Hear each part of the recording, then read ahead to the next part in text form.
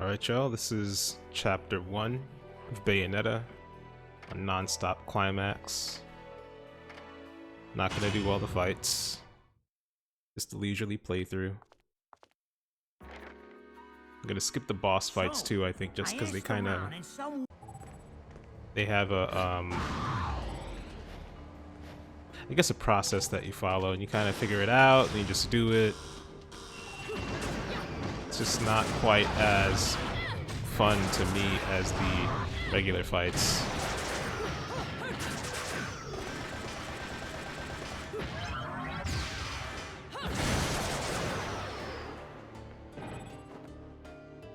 Especially at the higher difficulties, because the bosses don't do anything different, they just hit harder.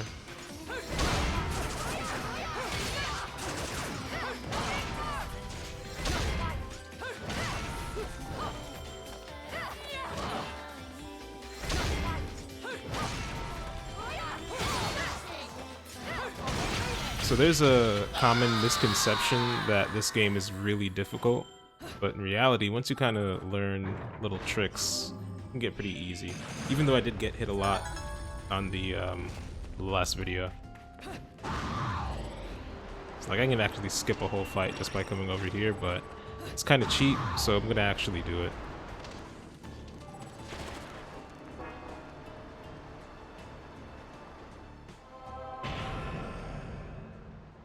Plus, this fight kind of makes sense after the last one.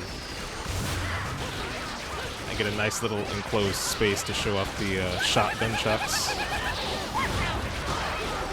See how they just bounce around the screen?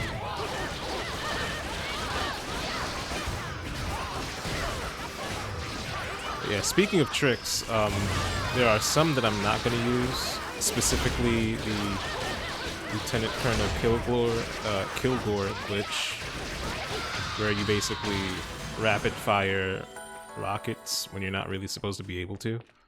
And I think I'm also going to not use the level 3 Durga bombs, or fire Durga bombs. Which, yeah, I don't have it equipped right now. Actually, let me do this in this form. Nice and easy.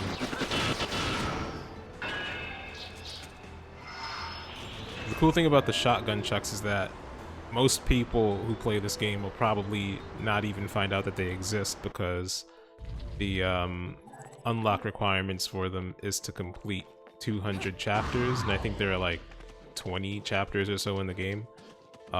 So you would need to either beat the game 10 times or kind of just farm, say, the prologue chapter to get enough completions to unlock it.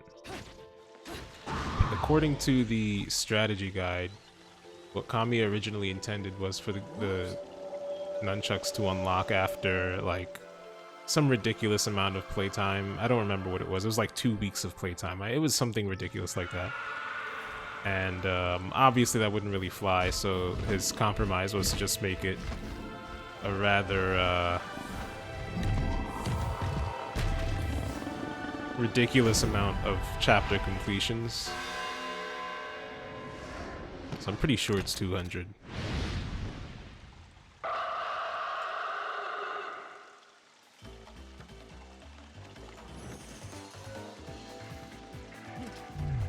But yeah, even though Bayonetta's gimmick, or one of her gimmicks, is that her outfits are supposed to be made out of her hair, I think the better costumes are the ones where they're just regular clothes, like this one.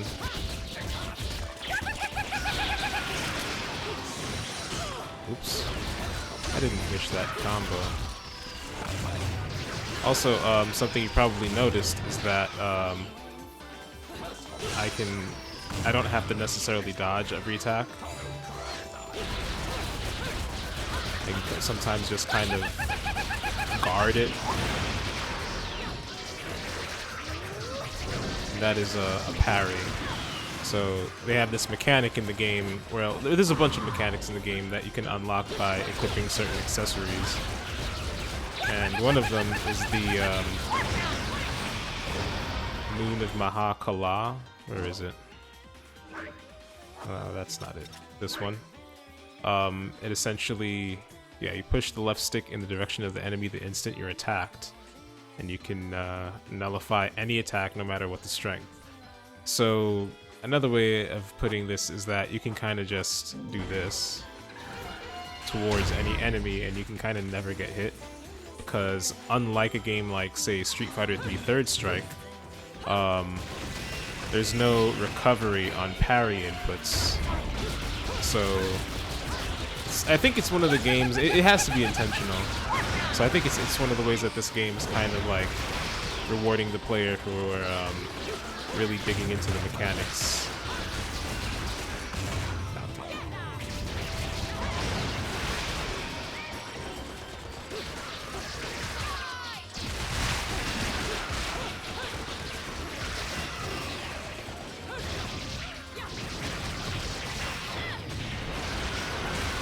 Honestly, that's a little bit of a crutch. Like, I can just do an attack and hold it, and I can constantly mash a parry input while I'm holding the attack, like right here. In a way, it's just absolute defense.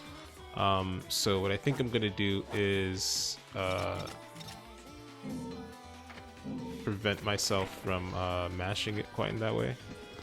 Let's see, special techniques is where I would do that. So yeah, this is kind of the trick. You turn off the moves that activate on pressing the left analog stick twice.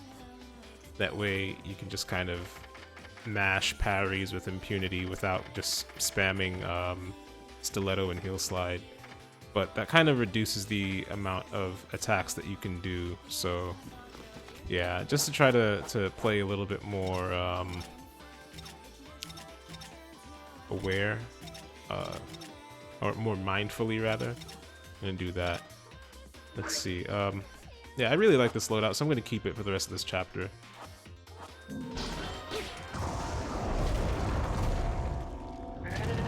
Although the shotgun checks are really most effective in an enclosed space, like when we were fighting the Joy.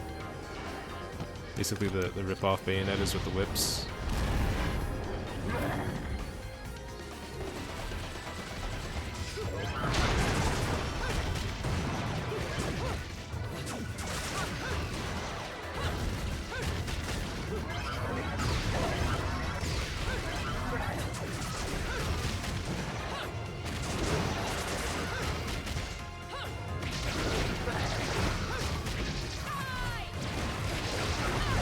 Oops.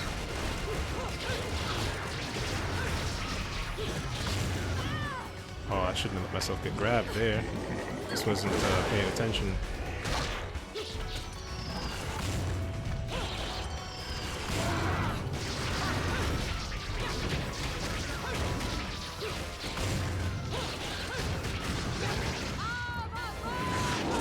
Smash X here, because I know this is going to be some chomping. The general way these QTEs work with the demons is if they're going to be punching, then you want to mash Y, which is the punch button. If they're going to be kicking, mash B, kick button. Otherwise, you're just going to mash X. Once you've played this game enough times, you kind of remember what all of the little QTEs are, so you can just mash them ahead of time and get some extra buttons in rather than having to react to what the symbol's going to be. And if I can get the special message here. Nope. I gotta try and get that message because it's really fun. A little Virtua Fighter reference.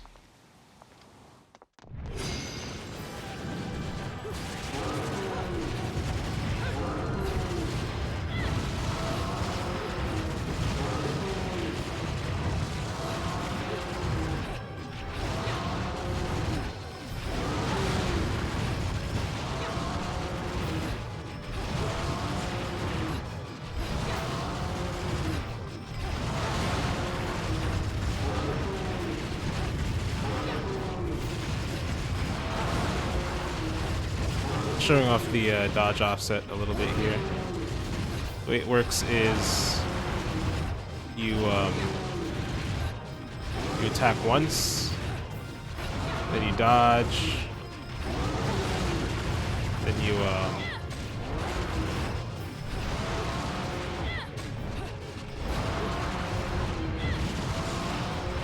attack again, and it kind of completes your combo. It continues it rather than interrupting it. Something a lot of people don't realize about Bayonetta is that it's actually a bit of an arcade game. So after every fight, you get rated on your combo, time, and damage. And so really, you're not just playing to, you know, not lose, but you're also playing for score.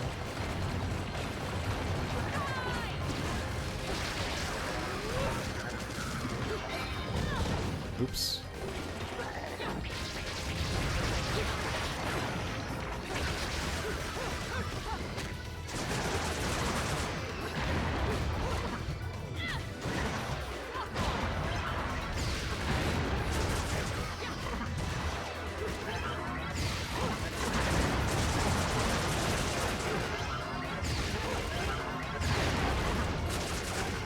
Another aspect of the scoring system is every time you do a regular attack, like you can see in the upper right corner there, everything you do has a point value associated to it. So regular attacks, I forgot how much points they start off giving, but every time you do a regular attack, it'll give less and less points for subsequent normal attacks. And I'll try and show that off here. So you can see I'm getting 10 points. Now I'm getting 1 point. And that proration won't reset until I land a Wicked Weave attack. Whoa. Which is the when she summons a demon limb.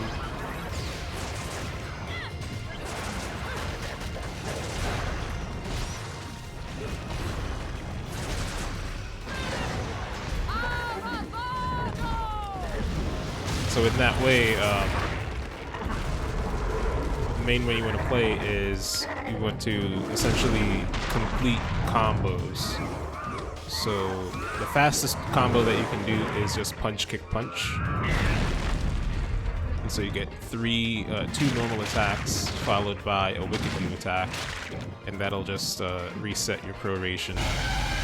So if you start doing a bunch of strings, but you dodge and you don't time it so that you continue the combo with a dodge offset, then you want to just do a quick punch, kick, punch to reset your proration and start bringing your scoring back up.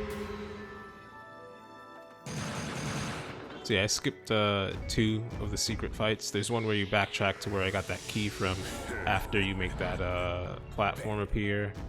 And the other one, I think it's in the area with that flashback boss fight. It's faster, so I might as well. We'll just skip this. But yeah, this is my favorite game, probably, like, of all time. You can just kind of learn how to play it and then just always jump back in, even at the highest difficulty, and, you know, pretty consistently win. Not necessarily at every single challenge that the game might have, but just in general. So yeah, that's it for Chapter 1. Tune in next time for Chapter 2. Get some more Bayonetta in.